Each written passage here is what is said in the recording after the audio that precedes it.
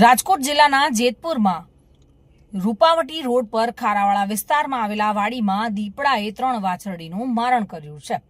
વાડી માલિક ફોરેસ્ટ વિભાગને જાણ કરવામાં આવી હતી. વહેલી સવારે જૂના રૂપાવટી રોડ પર આવેલા રમેશભાઈ વલ્લભભાઈ ખાચરિયાની વાડીમાં 3 વાછરડીનું દીપડાએ મારણ કર્યું હતું. દીપડાએ વાછરડીનું મારણ કરતા ખેડૂતોમાં ફફડાટ જોવા મળી રહ્યો છે. સીમ વિસ્તારના વાડી માલિકોની દીપડાને પાંજરે પૂરવા માટે માંગ ઉઠી છે. ફોરેસ્ટ વિભાગ દ્વારા દીપડાનું લોકેશન મેળવવા માટે તપાસ પણ શરૂ કરવામાં આવી છે. જોકે આ દીપડાના આતંક વચ્ચે ખેડૂતોમાં ક્યાંક ભયનો માહોલ પણ જોવા મળી રહ્યો છે. મારી વાડી જૂના રૂપાવટી રોડ ખાડા વિસ્તારમાં આવેલી છે. રાત્રિ દરમિયાન જંગલી પ્રાણી દીપડાએ 3 વાછરડીનું મારણ કરેલું છે. ફોરેસ્ટ વિભાગને અમે જાણ કરેલી છે તો તાત્કાલિક એને પાંજરે પૂરવા વિનંતી.